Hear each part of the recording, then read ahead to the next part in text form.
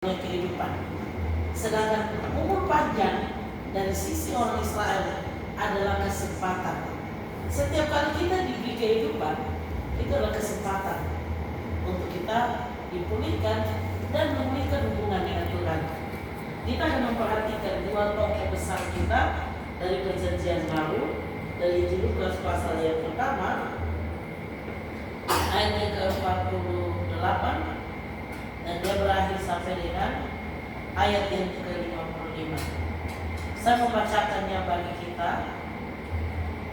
Sebab ia telah memperhatikan kerendahan hambanya, sesungguhnya mulai dari sekarang segala keturunan akan menyebut aku berbahagia, karena yang Maha Kuasa telah melakukan perbuatan-perbuatan besar, dan namanya adalah kudus, dan rahmatnya turun-temurun atas orang-orang yang takut akan Dia.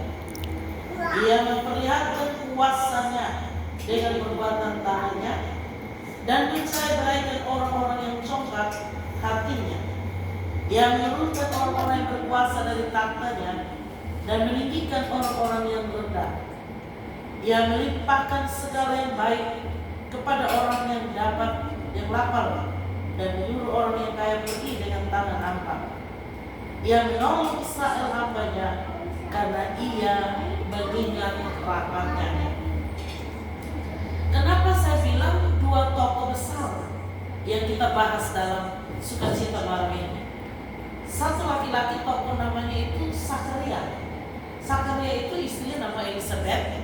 Sedangkan ayat yang kita baca ini Maria. Mereka adik kakak sepupuan, satu keluarga dipilih oleh Tuhan untuk menjadi saluran berkat bagi alam semesta dan seluruh penduduk bumi. Yang pertama kita bahas adalah ayat 54. Ia menolong Israel hambanya, karena ia ingat rahmatnya. Tahu kata rahmat? Pernah dengar rahmatnya? Pernah dengar kemurahannya? Rahmat bicara tentang hati Allah yang keluar dan wujudnya adalah Yesus. Itu rahmatnya. Jadi Yesus ingat, Allah Bapa ingat kita karena Yesus, ya. Ia menolong Israel hambanya karena ia ingat akan rahmatnya. Setiap kali kita ditolong oleh Tuhan tanpa usaha kita, karena tidak dihitung pertolongannya dari sisi usaha, tapi pertolongan yang disediakan karena rahmat yang ditentukannya. Nah, itu sebabnya di ayat yang ke-48 Maria berkata begini, sebab ia telah memperhatikan kerendahan hambanya. Dua hari terakhir ini kami sedang membahas sikap hati, ya. Saudara tahu bahwa waktu Abraham mempersembahkan anaknya, Ishak itu bertanya, di sini ada pisau, di sini ada api, di sini ada kayu bakar, tapi di manakah anak domba itu? Dan Abraham menjawab, Allah menyediakan. Orang yang takut akan Allah tidak akan meminta sesuatu menurut keinginan hatinya, tapi dia akan bicara sejalan, seiring, satu frekuensi dengan Allah.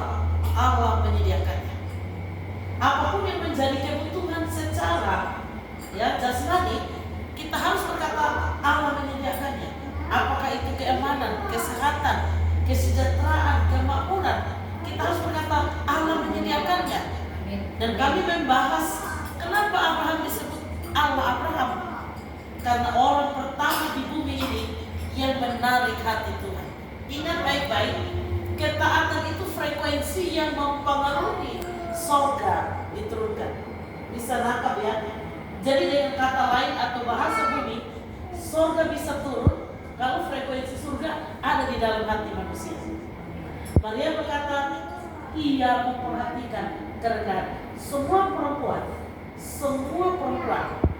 harus memiliki sikap hati, karena perempuan ada di sisi penolong. Orang menolong itu harus ada rendah hati.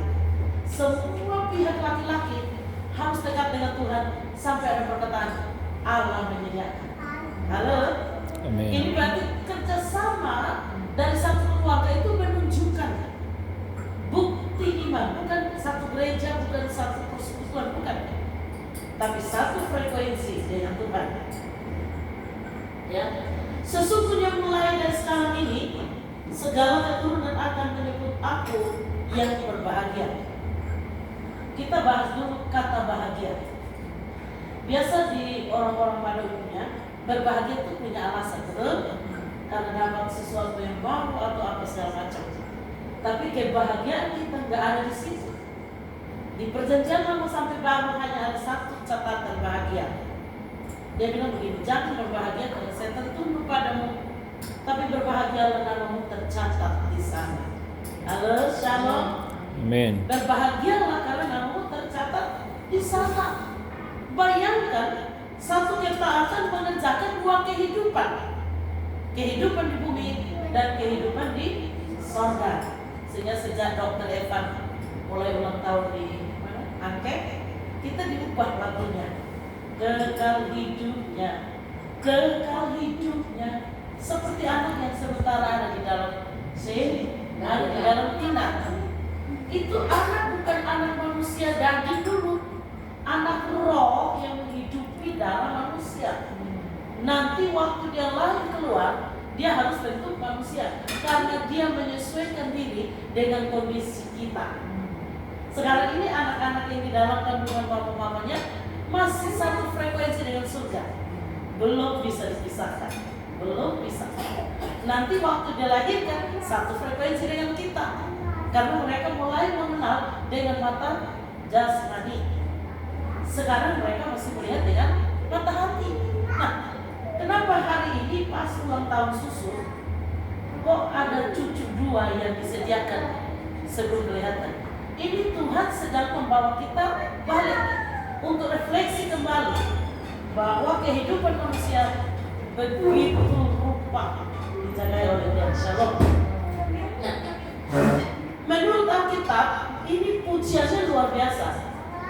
Ini lagu sementara saya menciptakan, nanti akan jadi lagu ciptaan juga. Karena ini permulaan kehidupan dua tokoh rohani. Satu namanya Yohanes Pembaptis, satu namanya Yesus, anak Allah.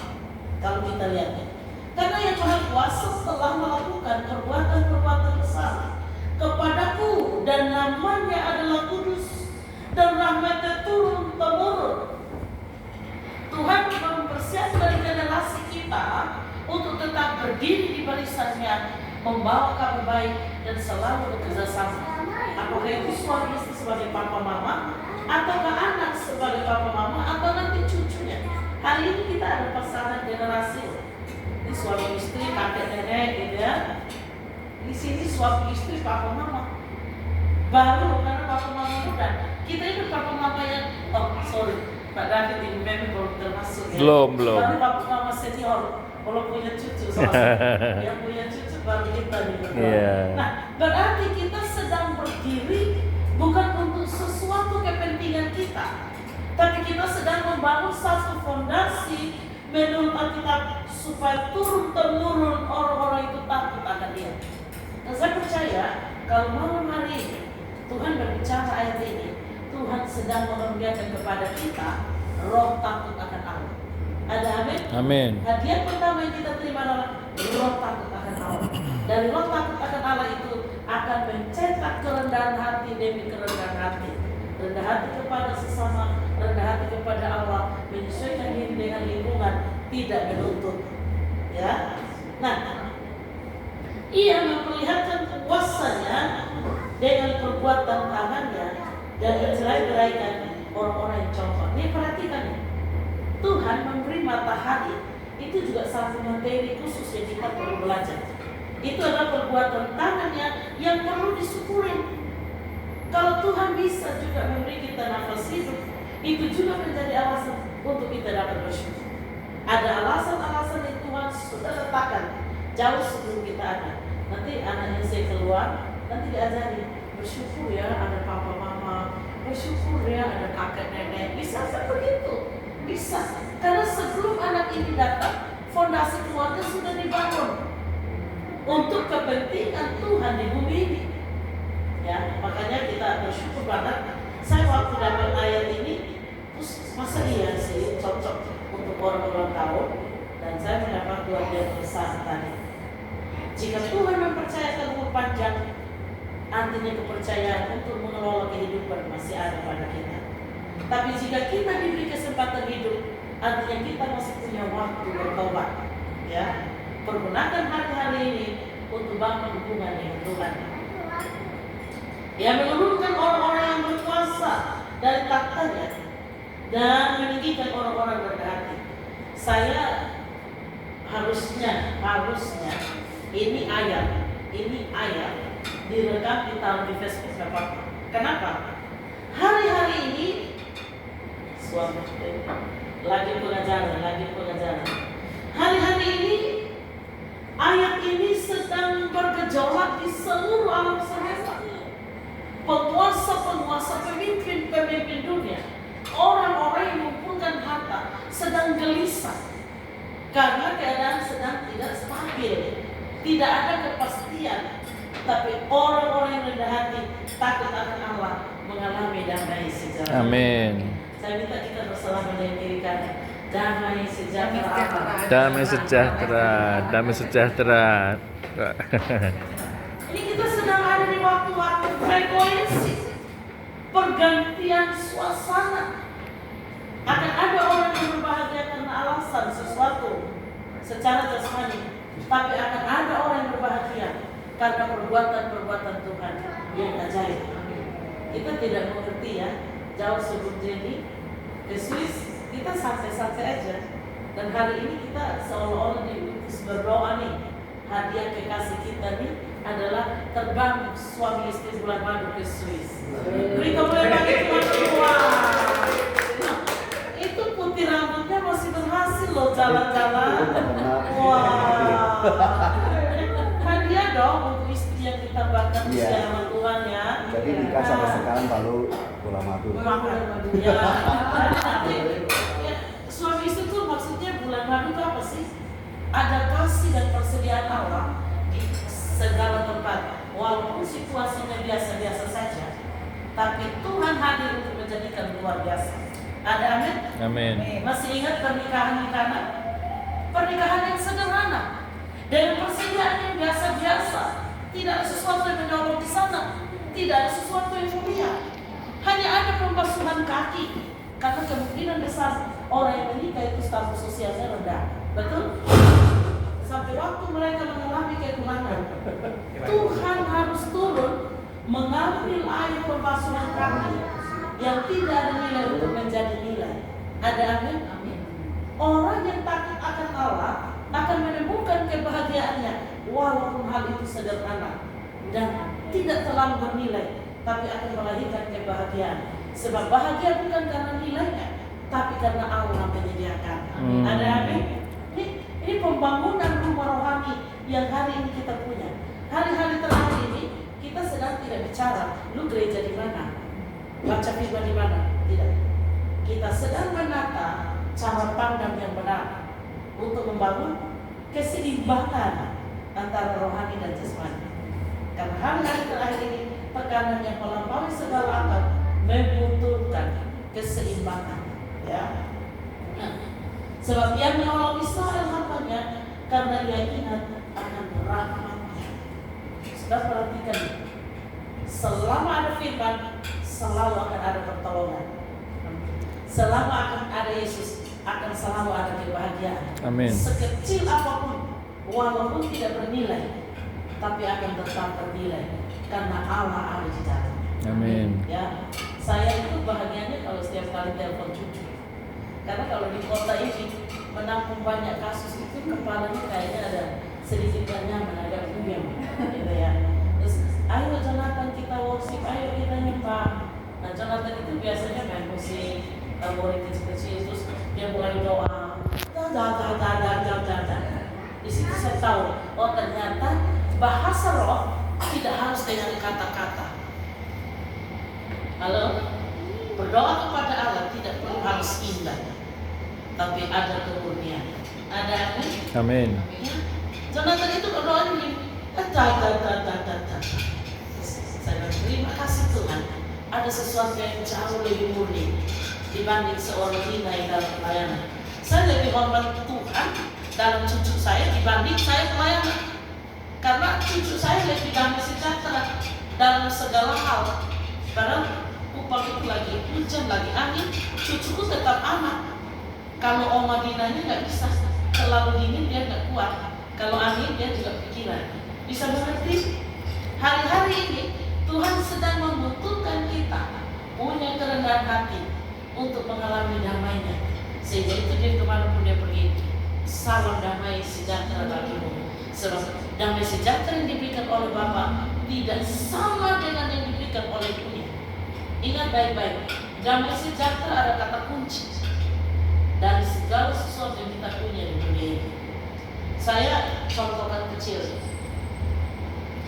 Pada umumnya manusia itu hatinya itu isinya casing dulu ya, casing hati.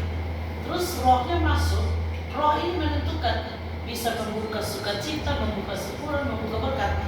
Sebab aliran-aliran haid berasal dari hati manusia. Ada amin? Orang yang mengalami damai sejahtera, orang itu nempel sama Tuhan. Orang yang nempel sama Tuhan disertai dengan segala kelimpahan. Amin. Jadi perhatikan, kalau saudara baca ayat ini tanpa tahu latar belakang Maria, Anda akan alami kesesatan. Sebab Maria sedang dilempari batu karena hamil tanpa suami dong. Betul? Dia tidak menikah loh, secara hukum. Dan ini bahaya untuk seorang Maria. Tapi menurut Maria, Tuhan tahu hatinya ada kerendahan.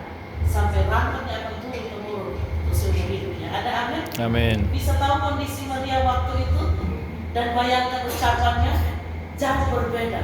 Kalau orang baru baca Alkitab, mereka anggap Maria ini putrinya sorga. Karena nggak ada masalah, seolah-olah di sini. Tapi kalau kita tahu realitanya, kasus ini, doa ini keluar, nyanyian ini keluar, Maria tinggal di Raja Batu. Sebab pada umumnya orang-orang Yahudi yang tanpa suami mengandung dan punya anak harus dirajam sampai mati. Tapi karena ada rencana Allah di situ, maka pengertian yang lahir dari Maria tercatat di dalam kitab suci. Dia berkata bahwa Allah mengerjakannya supaya manusia tahu bersyukur. Ada amin? Amin. Saya undang kita semua bangkit berdiri. Kita angkat salji pujian. Terima kasih Tuhan.